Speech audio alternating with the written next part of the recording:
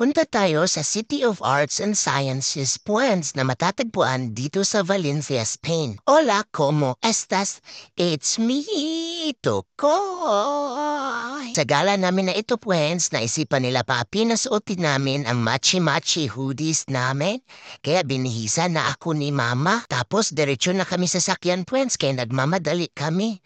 Wala sila nanay at tatay Espanyol sa bahay, Puens, kaya dinala din namin si Hermano Leo. Pasok na kami sa parking ng mall na malapit kasi wala kami makita parking sa labas. Aguy, may escalator. Sabi ko sa sarili ko, chillax lang to ko'y hawag mong papahalata na takabukid ka. Na, di ko talaga kaya, Pwens, oy. Kaya atras ako, oy, atras. Naghanap kami ng elevator para makapunta sa upper floor. Andun kasi exit malapit sa City of Arts. Hi! Kay Sir Hermano Leo, Pwens, nagpabuhagay man sa kanyang tubol, Pwens, oy.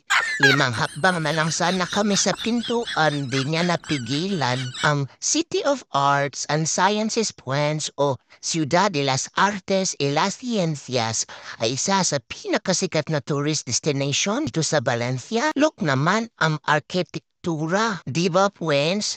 Napakaganda naman talaga, Instagrammable. Dito sa City of Arts and Sciences Puens ay may iba't ibang building at istruktura. Isa na dyan ang hemispheric, isang cinema planetarium o laserium. Pamalawa ang oceanographic. Dito matatagpuan sa Valencia, Puen, ang pinakamalaking oceanographic aquarium dito sa Europe. Pwede din makapasyal-pasyal ang mga kapuens like us ni Hermano Leo sa labas. Meron din malap na park kaya perfect talaga ito sa family picnic pa. Dito madalas tumatambay ang mama ko noon, Pwens, nung nag-aaral pa siya dito sa Valencia. Ay, dinala pala ni mama ang laruanan namin ni Hermano Leo. Laro-laro niya si Hermano Leo. Ulo ako nagselos, mama. Oy, pero tip inside nagselos pala. Taglit lang kami doon, nagtambay, Pwens, oy, kay magtanghalian na sila at gantay na sila nanay at tatay Espanyol sa bahay. Agoy si papi bahay. Gusto niya lakad-lakad kami dyan sa ilalim ng fountain. Takot ako, Pwen, oy. Si Hermano Leo na lang dilana niya. Obvious naman kasi favorite niya tubig. Nang matigas talaga ako, Pwens. Tinawanan nga ako ng mga Espanyol sa paligid. Ducky beer, oy.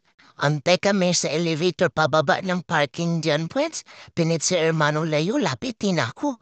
Ako din, auntie, oy, ako din. Ayan, Pwens, ang kalagayan ni Hermano Leo, favorite spot niya ang likod kapag nagbabiyahe, Pwens. Ko, Pwens, hunat, 1, 2, ay di lang ko, Pwen, oy, kabugat ba ng katawan ko, kaya tinulungan na lang ako ni papi.